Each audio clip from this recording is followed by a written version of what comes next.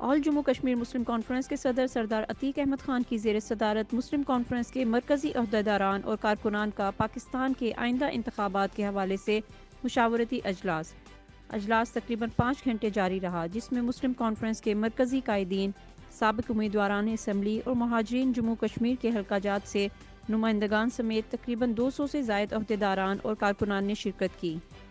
طویل مشاورت کے بعد اجلاس میں مشترکہ قرارداد کے ذریعے آئندہ انتخابات میں انتخابی حمایت کے لیے صدر مسلم کانفرنس سردار عتیق احمد خان کو اختیارات دے دیے گئے۔